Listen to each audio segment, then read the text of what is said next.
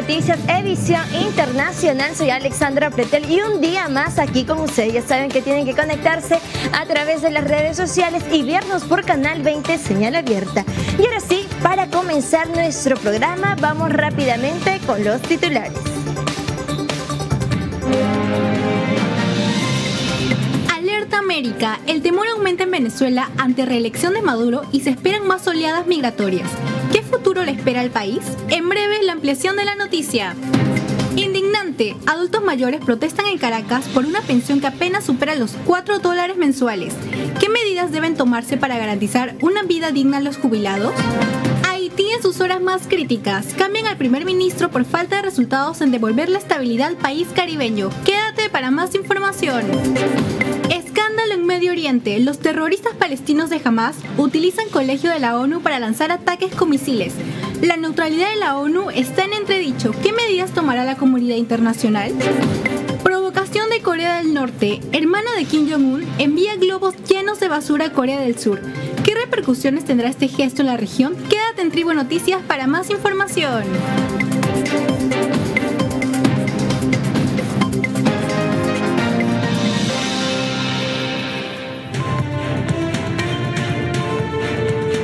Bien, y ahora sí nos vamos hacia Venezuela, donde un informe revela qué sucedería si Maduro es reelecto. Así que escuchemos y veamos la siguiente nota. Venezuela tiene sectores maravillosos que han surgido al calor de estos años de lucha. La situación en Venezuela sigue siendo desalentadora, ya que el dictador socialista Nicolás Maduro insiste en su reelección ante una base dividida, reducida y decepcionada. Se ha convertido poco a poco en un defensor de los migrantes que cuestionan los reportes que vinculan a algunos con actividades criminales y acusa a las autoridades migratorias de otros países de maltratar a los venezolanos. Maduro, al igual que la principal coalición opositora, promete oportunidades de empleo para persuadir a la gente de que regrese o no se marche. Pero a diferencia de las propuestas de la oposición, las suyas ya no suenan creíbles para muchos votantes y puede que ya hayan tomado una decisión. Si Maduro gana el 28 de julio, se convertirán en migrantes. Un sondeo nacional realizado el mes pasado por la firma de investigación Delfos, con sede en Venezuela, mostró que en torno a un cuarto de la población piensa en emigrar, principalmente por motivos económicos. De los que piensan en marcharse de Venezuela, en torno al 47% dijeron que una victoria electoral de la oposición les haría quedarse, y en torno a los mismos indicaron que una mejora en la economía les mantendría en su país natal. Las decisiones sobre emigrar dominan las conversaciones en centros comerciales, escuelas secundarias y marchas políticas. Algunas personas ahorran todo el dinero que pueden de diversos empleos, mientras otros venden sus pertenencias. En los 11 años desde que los venezolanos supieron que el presidente Hugo Chávez había muerto y el sucesor que había elegido, Maduro, tomaría el relevo, la caída en los precios del petróleo, la corrupción y la mala gestión del gobierno han sumido al país en una crisis compleja y han hundido a la gente en la pobreza. El hambre, la mala salud, la delincuencia, la desesperación y la inmigración, las sanciones económicas impuestas en la última década no han logrado derrocar a Maduro, como pretendían Estados Unidos y otros gobiernos, pero contribuyeron a la crisis. Bien, y continuando con Venezuela, adultos mayores se manifestaron en Caracas contra lo que consideran una pensión de hambre, refiriéndose al pago establecido por el gobierno, que equivale a algo menos de $4 mensuales. Insuficiente para cubrir necesidades. A propósito del Día Nacional del Adulto Mayor, cientos de ancianos se manifestaron frente a la Fiscalía y la Contraloría General en Caracas para exigir una vejez digna. El coordinador del Frente de Defensa de los Pensionados y los Jubilados, José Cano, explicó que el pago mensual fijado por el Ejecutivo es insuficiente para cubrir necesidades primarias, como comer 3 veces al día. Además, exigen tener garantizado el derecho a la salud. El derecho a algo tan sagrado como es el derecho a la salud. ¿Por qué es tan importante? Porque nosotros ya tenemos enfermedades crónicas por el desgaste normal que da la vida. Entonces necesitamos que cuando vayamos a un hospital se nos atienda, que cuando vayamos al Seguro Social nos entreguen nuestros medicamentos. Cuestión política no está pasando. Eso genera que en el caso nuestro la enfermedad sigue avanzando y al final nuestros hermanos siguen falleciendo. Entonces no puede ser normal que en este país se siga muriendo la gente por falta de medicina, por desnutrición, en las puertas de los hospitales y resulta que nadie es responsable. Las personas mayores en Venezuela hayan acumulado o no las cotizaciones necesarias por años de trabajo, reciben, además de un pago básico de $4 mensuales, bonificaciones mensuales que van desde los 40 hasta los $130 mensuales, luego de que el Ejecutivo aprobara este mes aumentar esos bonos y mantener congelado el monto mínimo. El Parlamento, controlado por el chavismo, aprobó este mes una ley de protección de las pensiones que impone un gravamen a las empresas privadas, con el objetivo de crear un fondo para aumentar esas pagas, sin que todavía se conozca cuándo prevé el gobierno aplicar un primer incremento. Bien, y continuando con las noticias en Venezuela, familiares de personas desaparecidas en varios estados, en su mayoría fronterizos con Colombia, pidieron a la Fiscalía General que investiguen los casos, tanto en el país caribeño como en la nación colombiana. Mayormente provenientes de estados fronterizos con Colombia en Venezuela, hicieron un llamado a la Fiscalía General para que investigue los numerosos casos. La preocupación se extiende no solo en el territorio venezolano, sino también en Colombia, especialmente en la isla de San Andrés, donde se perdió el rastro de 77 individuos que se dirigían hacia Estados Unidos.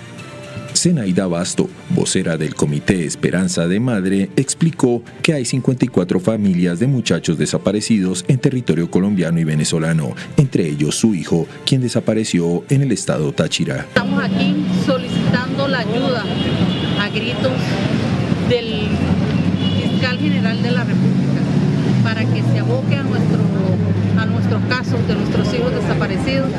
Ya tenemos años en esta lucha y no nos han querido escuchar.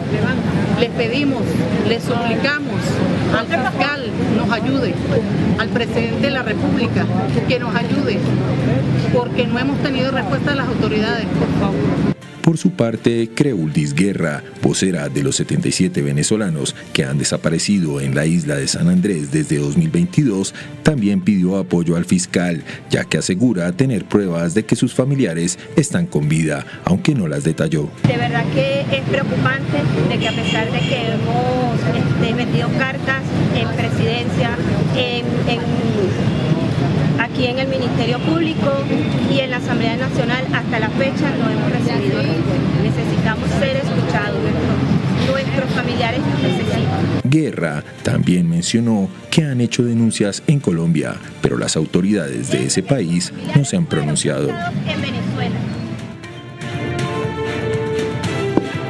Bien, y ahora sí, y en México continúa la ola de violencia, lo cual asesinaron a balazos al candidato de la alcaldía de Coyuca, José Alfredo Cabrera Barrientos. Para saber más sobre esa información, veamos la siguiente nota.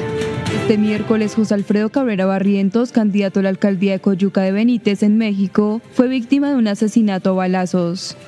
El homicidio ocurrió cuando el político bajaba de un templete tras su discurso de cierre de campaña. Testigos presenciales capturaron imágenes del momento en el que el agresor que se encontraba detrás de Cabrera Barrientos sacó un arma de fuego, posteriormente identificada como una pistola calibre 9 milímetros, y le disparó 2 veces en la cabeza al candidato. En respuesta inmediata, los escoltas contratados para su protección abatieron al presunto agresor.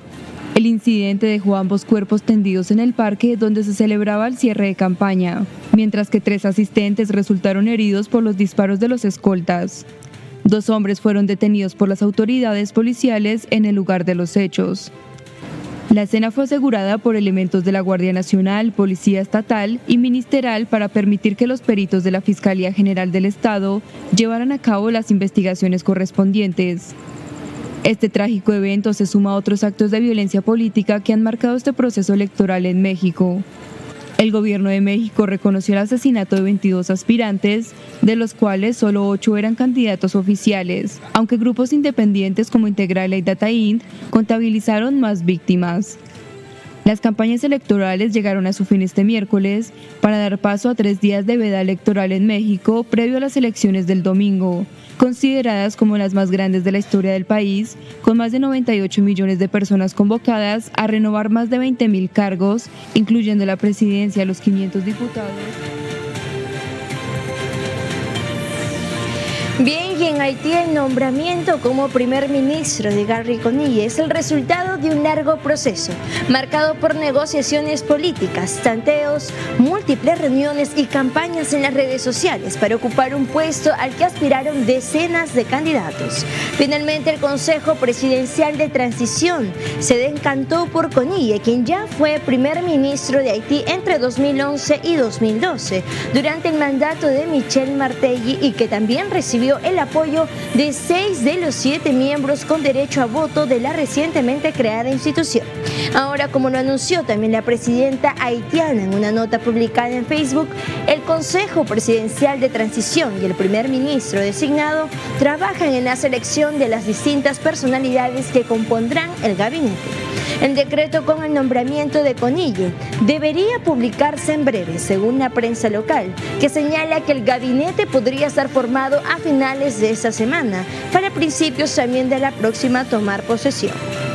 Conille también aseguró en la red social X que está muy honrado por su nombramiento. Dio las gracias a todos los que propusieron su nombre y, con la vista puesta en las nuevas generaciones, aseguró lo siguiente: juntos trabajaremos por un futuro mejor para todos los niños de nuestro país. Por su parte, el primer ministro interino, Patrick Weisberg, en un mensaje de Facebook deseó a Conille lo siguiente: el más sincero éxito, y manifestó también su confianza en que será capaz de afrontar los retos y desafíos del momento.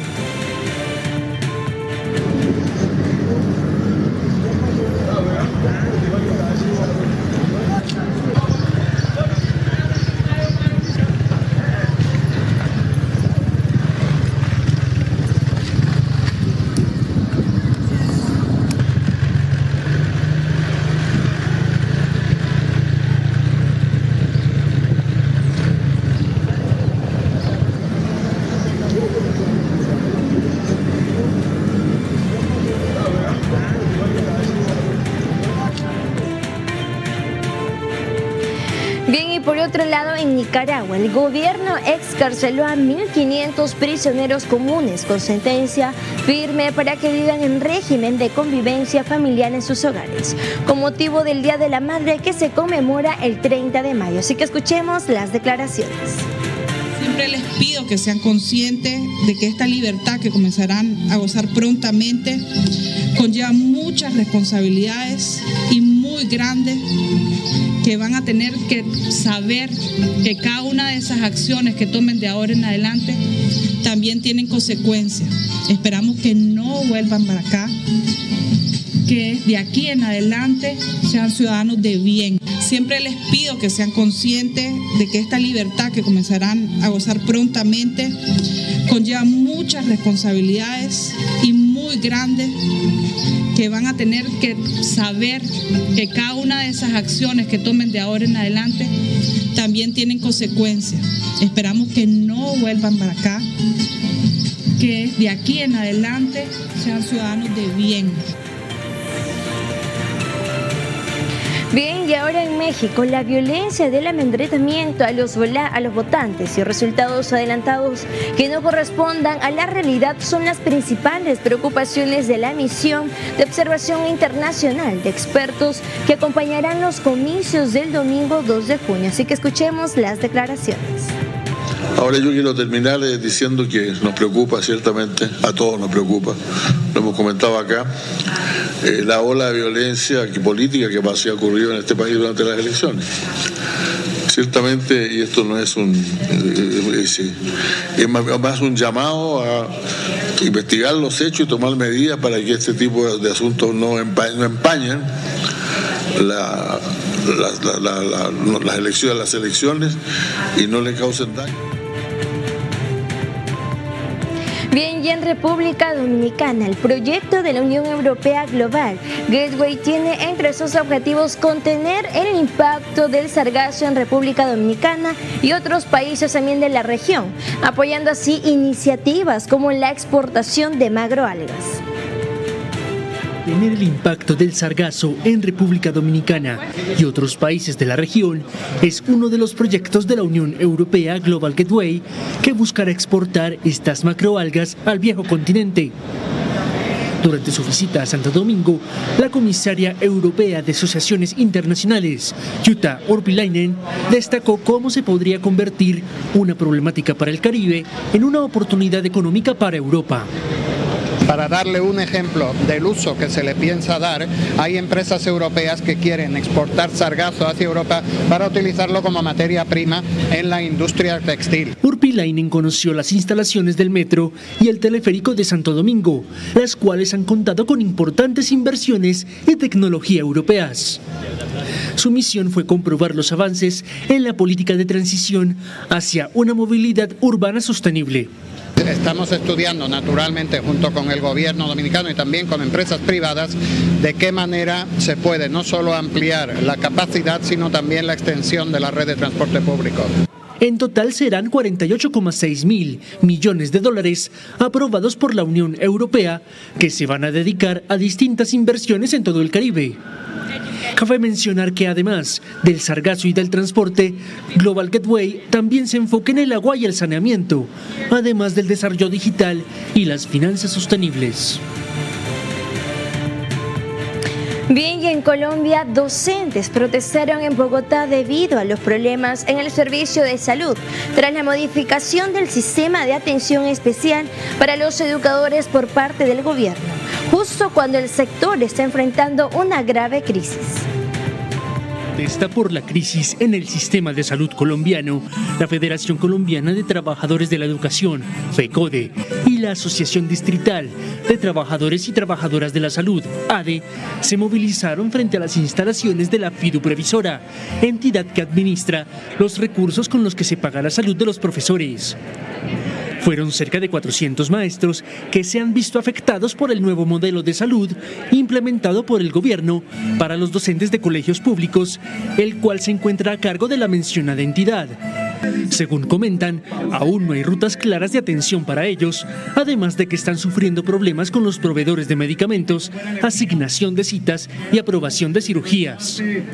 Mariana Avendaño es hija de un docente de artes fallecido, quien asistió a la marcha para conmemorar a su padre y comenta que murió por un cáncer de colon que no se atendió bien. Tuvimos que sufrir un montón de negligencias, llegaban la noche anterior a decirnos no, mañana lo operan sin ninguna preparación, y en esa cirugía al ponerle un catéter le perforaron el pulmón.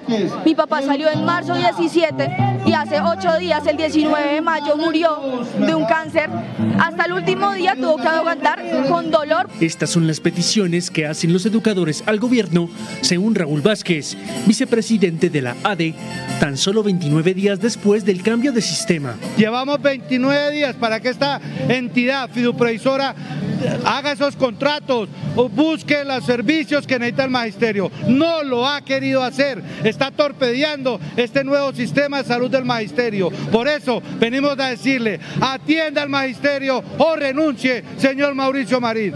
FECODE declaró por su parte que está comprometido en buscar soluciones para defender los derechos del magisterio.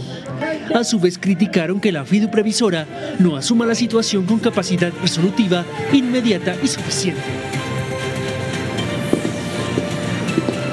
Bien, y en El Salvador, Nayib Bukele inicia un nuevo mandato presidencial, destacándose entre sus logros en seguridad durante su primer gobierno y una economía que muestra un avance significativo en la región.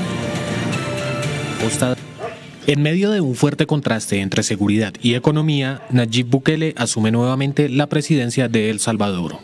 Sus logros en términos de seguridad alcanzados durante su primer gobierno desentonan con los del crecimiento económico del país, que lo sitúan como uno de los menores en la región.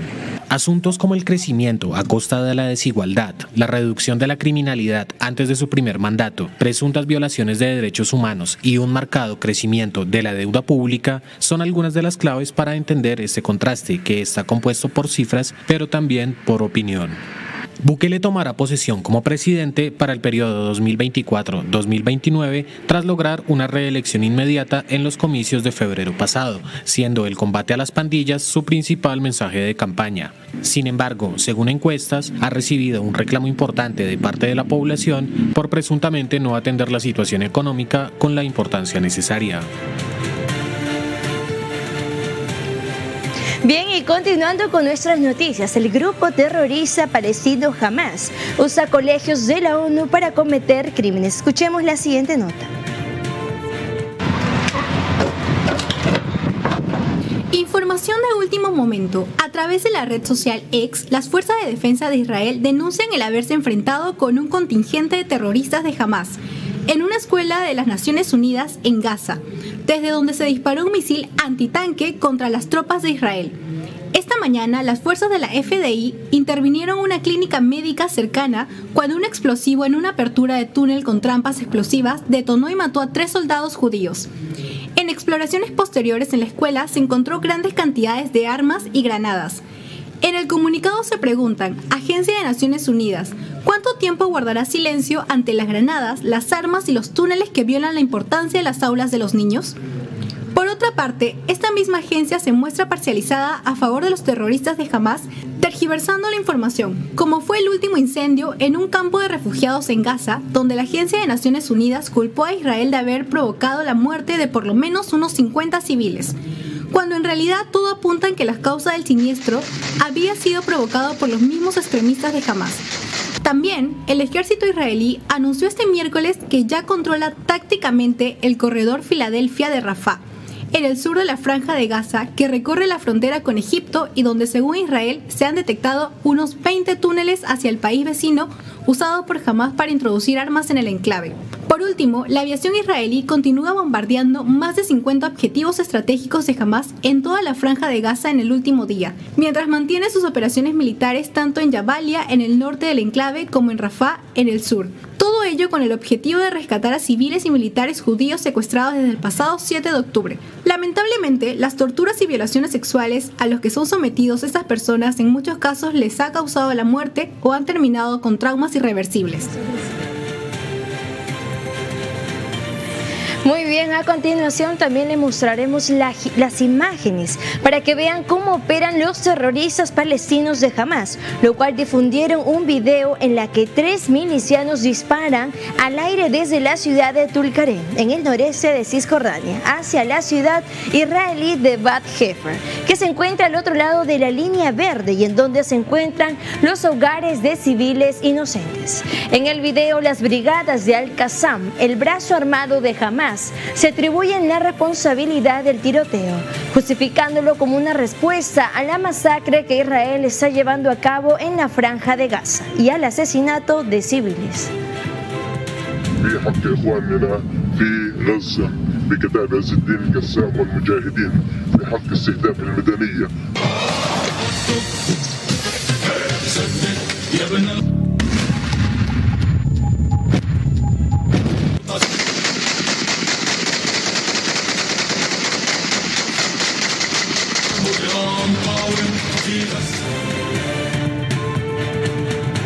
Bien, y en Asia nuevamente Corea del Norte vuelve a generar hostilidad en la región, esa vez proveniente de Kim Jong-un, la hermana del dictador norcoreano, quien ha enviado globos rellenos de basura a Corea del Sur. Veamos la siguiente nota.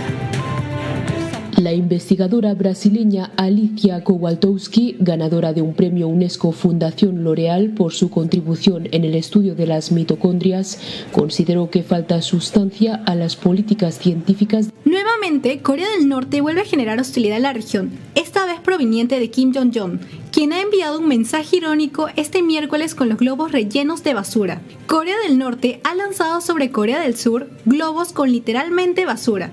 La mujer más poderosa de Corea del Norte ha causado polémica nuevamente, asegurando que se trata de un regalo de sinceridad y una muestra de la libertad de expresión. En otro mensaje, aún más provocador, señala: pedimos respetuosamente la comprensión del gobierno de Corea del Norte. Intentaron difundir folletos, basura de instigación política que menosprecian nuestra ideología y sistema, y sus diversas ideas que brotan de la alcantarilla. Tienes que sufrir lo que merecen.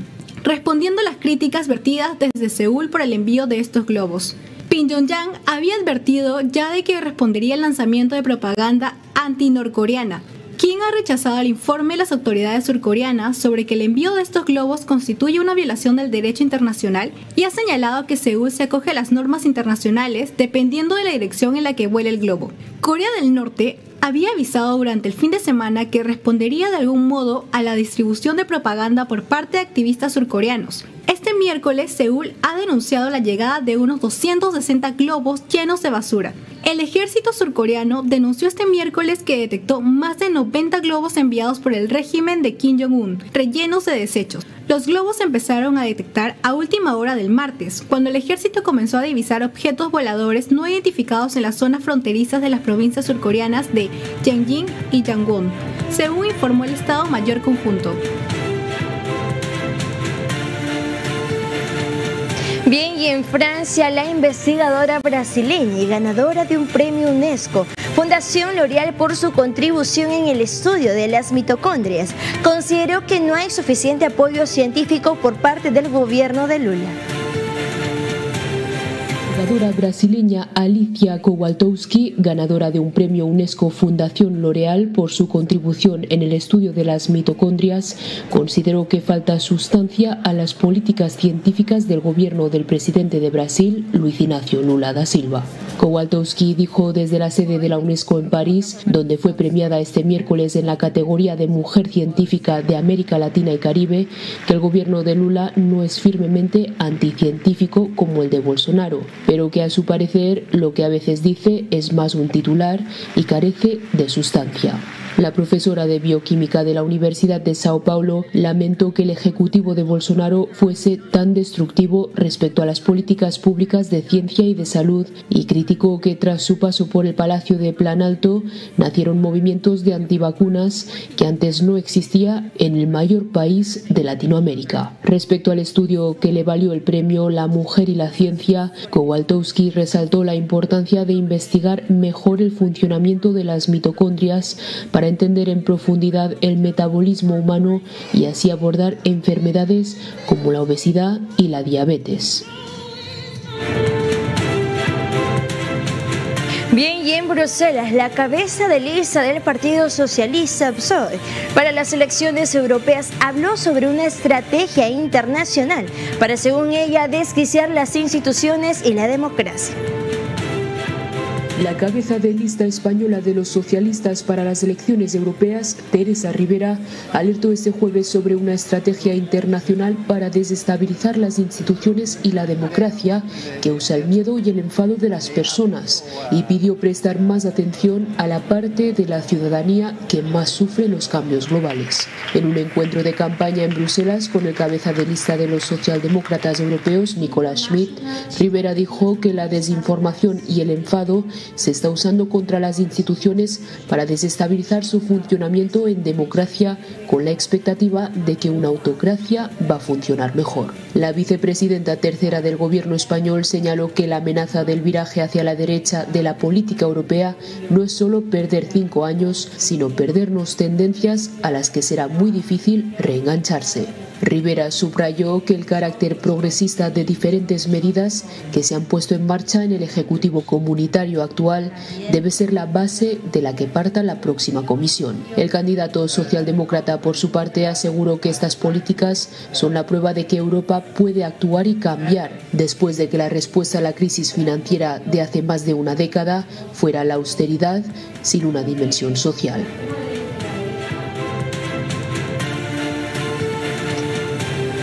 Bien, y en Ucrania, en respuesta a la situación de emergencia provocada por la ofensiva transfronteriza de Rusia, voluntarios del Servicio de Socorro de la Orden de Malta están desplegando esfuerzos en la localidad de Kolodiasny, ubicada en la región de Kharkov. La iniciativa busca proporcionar ayuda vital a los habitantes de la zona, quienes se encuentran aislados debido al cierre de todas las tiendas en los pueblos cercanos a la primera línea de guerra. Los voluntarios están distribuyendo kits con material higiénico que incluyen productos esenciales para la higiene personal y el cuidado del hogar. Estos envíos humanitarios se han convertido en una lifeline crucial para la comunidad local, que depende de ellos para obtener productos de primera necesidad. Ante la escasez provocada por el conflicto, la labor de estos voluntarios es un rayo de esperanza para quienes se enfrentan condiciones difíciles y la incertidumbre diaria. La solidaridad y el compromiso de la Orden de Malta son un testimonio del poder transformador de la ayuda humanitaria en momentos de crisis.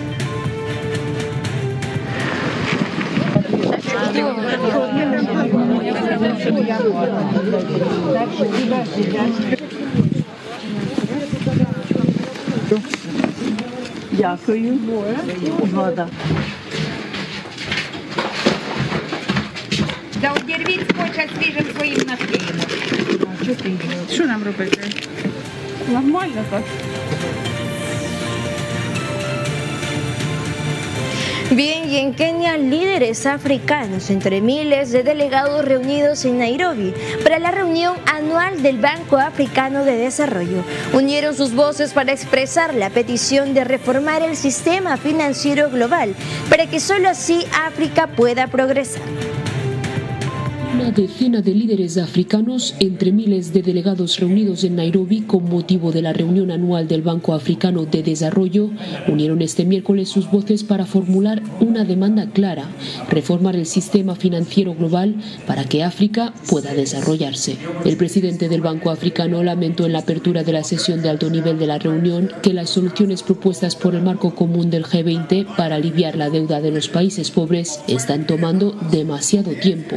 Tras el impacto que tuvieron en la economía y la seguridad alimentaria de la región, la invasión rusa de Ucrania y la pandemia de la COVID-19, la reunión busca este año trazar pasos concretos para lograr una transformación de las finanzas globales que beneficie a África, donde la deuda asfixia a muchos países. Por su parte, el presidente keniano William Ruto lamentó que la crisis resultante de los conflictos o los fenómenos climáticos extremos que golpean África se ve agravada por los altos intereses impuestos sobre los países del continente cuando piden préstamos, a menudo 8 o 10 veces por encima de otras regiones en base a percepciones de riesgo arbitrarias. Lo cierto es que aunque 7 de las 10 economías de más rápido crecimiento del mundo se encuentran en África, el continente sigue alojando la mayor tasa de pobreza extrema en el mundo, un 33%, y se mantiene como la segunda región más desigual después de América Latina y el Caribe. Médicos Sin Fronteras de República Dominicana de Congo advirtió este miércoles sobre el incremento de ataques en los campamentos de desplazados en el este de la República Democrática del Congo. Desde febrero, en los alrededores de Goma, capital de la provincia de Kivu del Norte, 23 personas han fallecido y 52 han resultado heridas. La Organización Humanitaria Médicos Sin Fronteras alertó este miércoles sobre el aumento de los ataques en los campos de desplazados en el este de la República Democrática del Congo. La ONG informó que en la periferia de Goma, capital de Kivu del Norte, 23 personas han muerto y 52 han resultado heridas desde febrero, y cientos de civiles han quedado atrapados en el fuego cruzado entre grupos combatientes, siendo víctimas de heridas, muertes y violencia sexual. Esta situación ha provocado que los alrededores de Goma se hayan rodeado progresivamente de miles de desplazados, entre 600.000 y 1 millón que se encuentran hacinados, sumándose a los 2 millones de habitantes de la ciudad. Y es que desde marzo de 2024, más de 1,6 millones de personas han abandonado sus hogares debido a los enfrentamientos, y en los campos de desplazados se han registrado múltiples incidentes de violencia armada. Según Médicos Sin Fronteras, en lo que va de este año, ha tratado casi a 1.500 pacientes por ataques de arma y atendido más de 1.700 casos de violencia sexual solo en abril. Los enfrentamientos, enfatizó la ONG, se han intensificado en varias ciudades, provocando nuevos desplazamientos masivos y el colapso del sistema sanitario, además de que las condiciones de vida en los campos de desplazados son extremadamente precarias.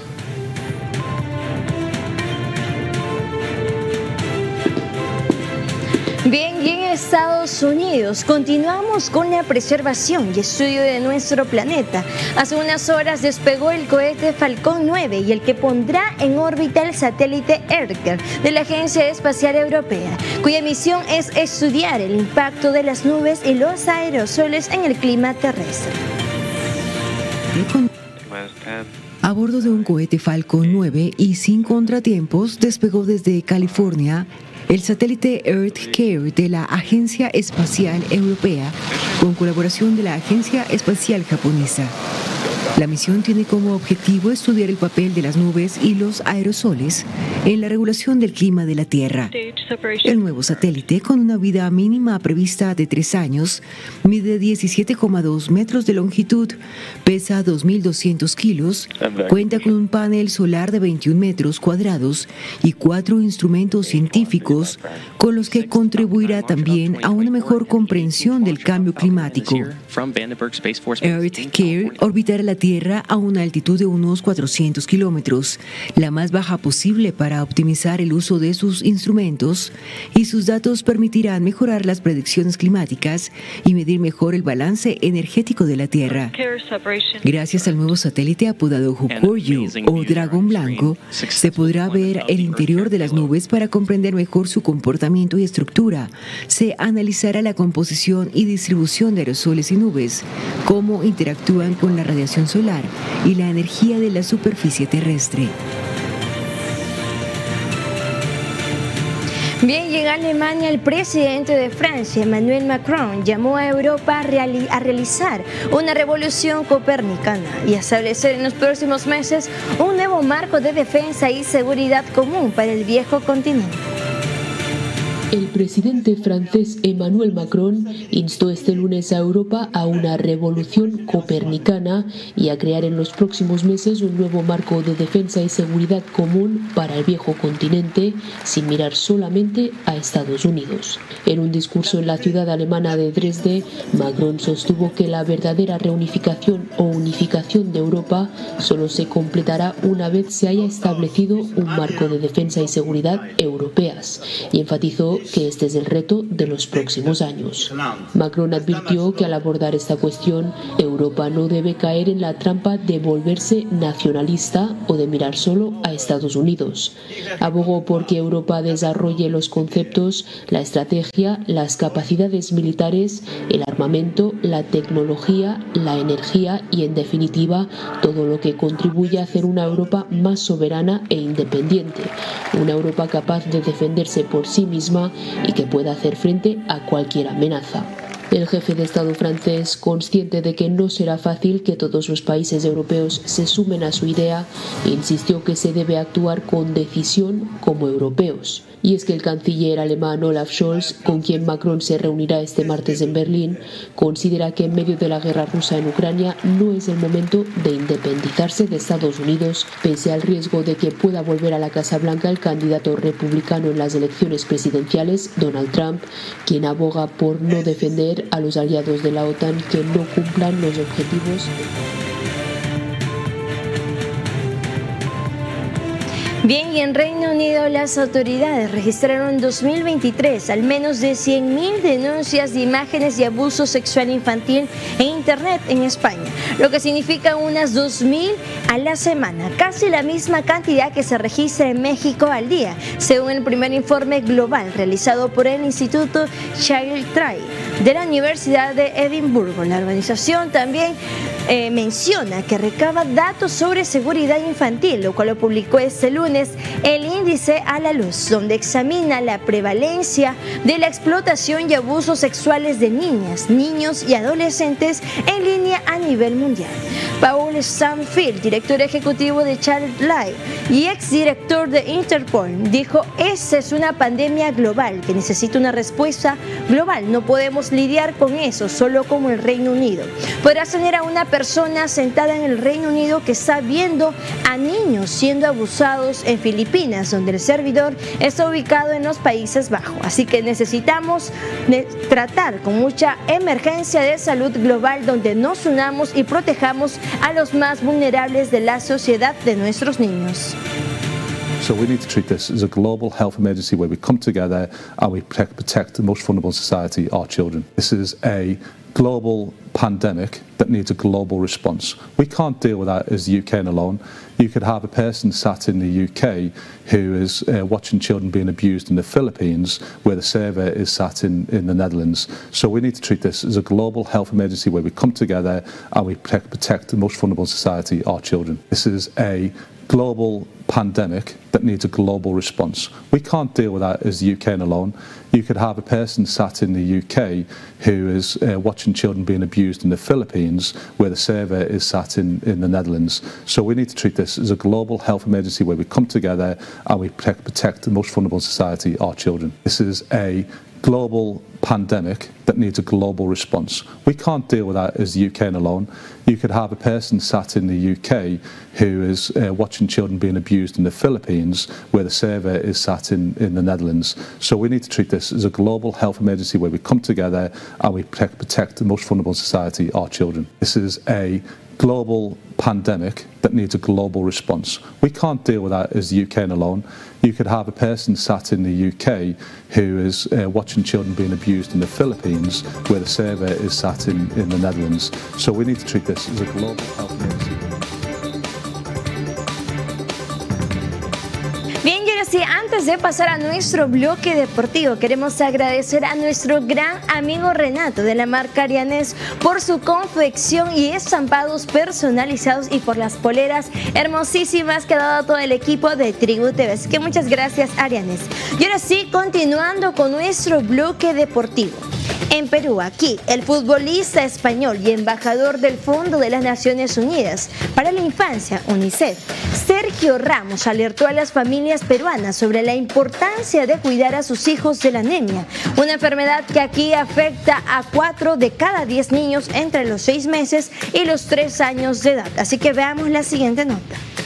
La anemia afecta al crecimiento y la capacidad de aprender de niños y niñas, por eso protege a tus hijos con la alimentación nutritiva, leche materna, controles de salud y con mucho cariño y paciencia.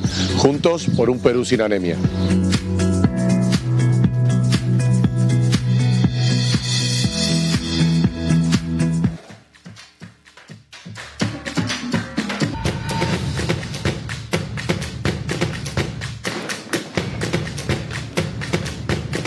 Bien, y ahora sí también queremos agradecer a ProClean Profesional y su nueva línea de limpieza bioenzimática para tus mascotas, removedor de olores y manchas como orina, heces y vómito, libre de químicos y 100% biodegradable, de acción rápida y multisuperficies. Lo puedes encontrar en Superpit, Mercado Libre, Falabella y la web de ProClean, porque ProClean te brinda soluciones de avanzada. Y ahora sí, pasando a nuestro bloque de espectáculos. En Japón, Gion, el famoso barrio de las geishas en Kioto, ha comenzado a implementar restricciones de acceso en sus calles debido al exceso de turismo. Esa medida refleja los desafíos que enfrenta Japón para gestionar el número récord de visitantes extranjeros que ha recibido en los últimos meses. Gion, el conocido barrio de las geishas de Kioto, ha comenzado a aplicar restricciones de acceso en sus calles ante el sobreturismo, lo que ilustra las dificultades de Japón a la hora de lidiar con el número récord de viajeros extranjeros que el país viene recibiendo en los últimos meses. Japón superó en abril y marzo los 3 millones de visitantes mensuales, unos niveles inéditos que están deparando problemas ante los cuales las autoridades locales y los residentes han respondido con medidas que en ocasiones resultan controvertidas. La excesiva congestión del tradicional barrio de las geishas y maikos, aprendices de geishas en Gion, llevó a la asociación de vecinos de su área a prohibir la entrada de turistas en unas de sus calles de oquillas, que son las casas donde comienzan a formarse las geishas. Lo hicieron instalando 2 carteles en inglés, japonés y chino que advierten de una posible multa de hasta 10.000 yenes, poco más de 58 euros, si se incumple la negativa. La medida, aunque controvertida, sí es apoyada por turistas como Andrés Alonso, quien junto con su esposa visita Japón desde Valladolid. Yo entiendo al gobierno japonés y creo que está bien limitar a los turistas porque a veces pasamos de la raya algunos y bueno, hay demasiada gente y creo que es lógico. La prohibición llega tras medidas menos restrictivas también en forma de cartel que pedían a los turistas comportamientos apropiados, pero que resultaron inefectivas ante los paparazzi de geishas. Bien, y en Guatemala, Asha, la tigresa de apenas 4 meses, se está recuperando de una delicada condición de salud después de ser encontrada en una vivienda abandonada de forma misteriosa. Meoño, una tigresa de apenas 4 meses, bautizada como Asha, se recupera de una frágil situación de salud tras ser encontrada en una vivienda abandonada en las afueras de la ciudad de Guatemala. El origen de la tigresa y de sus captores permanece desconocido.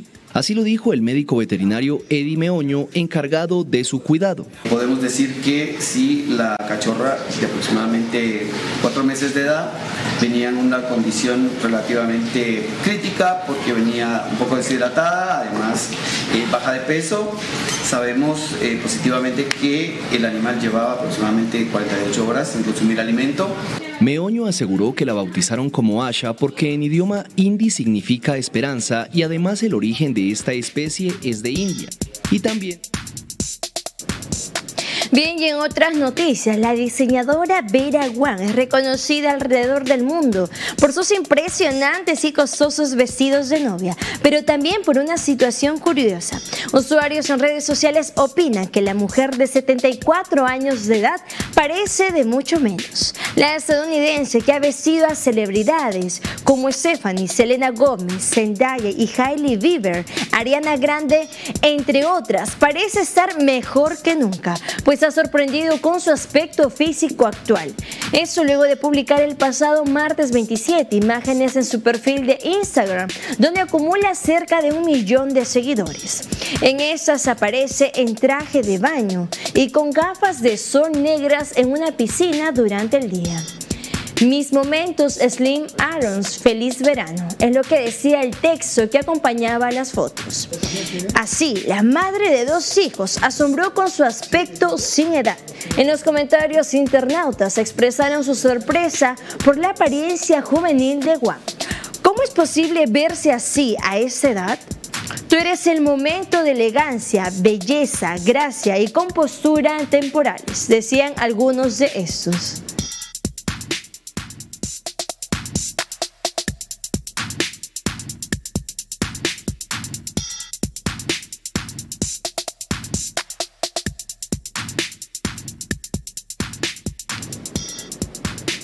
Bien, y en la India, la intérprete de puntería ha reservado esta semana para cumplir con una presentación privada en las celebraciones previas de la boda de Anand Ambani, hijo del hombre más rico de la India, Mukesh Ambani. El festejo será de 4 días, iniciando ese miércoles 29 de mayo a bordo de un lujoso crucero que recorrerá Italia y Francia. En marzo de ese año, Anand Ambani y su prometida Radhika Merchant disfrutaron también de un concierto privado de Rihanna, quien tuvo a su cargo el show de medio tiempo del Supertazón del 2023. Se estima que el intérprete de Diamonds recibió un pago de $8 millones por su presentación, por lo que la compensación de Shakira podría ser similar. El domingo 26 de mayo, la enamorada pareja y estrellas de Bollywood volaron a Italia para comenzar su segunda celebración. Además, se espera que la fiesta del crucero sea más suntuosa, incluyendo una representación de ópera para los huéspedes del crucero.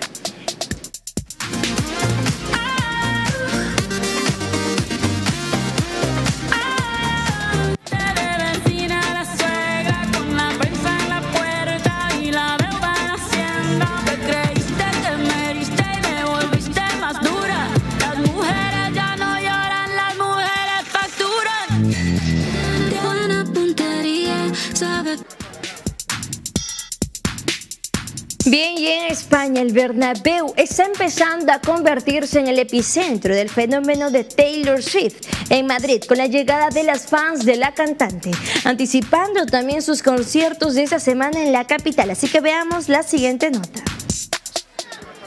Tras su paso por París, Lisboa o Argentina, el fenómeno Taylor Swift llega esta semana a Madrid. Un impacto que se nota ya en los alrededores del Estadio Santiago Bernabéu, donde la artista ofrecerá este miércoles y jueves los 2 únicos conciertos en España de su celebrado The Eras Tour. Un fenómeno Swiftie visible no solo por las decenas de camiones que implica la producción de sus conciertos, sino también por los fans que ya acampan en los aledaños del estadio mientras realizan las pulseras que identifican a su comunidad. La verdad es que no es la primera vez que hago alguna acampada por algún cantante. Lo he hecho por Harry Styles, lo he hecho por One Direction en su momento cuando todavía estaban juntos. Así que no es algo que me pese. He hecho acampada muchas veces y al final te lo pasas bien aquí, estamos haciendo pulseras. No me parece que sea algo que estemos sufriendo, así que bueno, vamos a pasar el rato. Los seguidores de Taylor Swift también han aprovechado para declarar su amor a la cantante estadounidense. Me gusta desde Red, que es un disco y que salió en 2012 y la verdad es que soy muy fan de ella, la adoro con toda mi alma, es que es genial. Me siento muy identificado con muchas de las letras, entonces yo siento que es un momento para celebrar su música, por eso creo que es importante. Pero sí, llegamos a la parte final de nuestro programa, pero nos vemos el día de mañana, ya saben, a través de las redes sociales, en Facebook, YouTube y también nos pueden ver por Canal 20 Señal Abierta. Así que eso ha sido Tribu Noticias, edición internacional con Alexandra Pretel.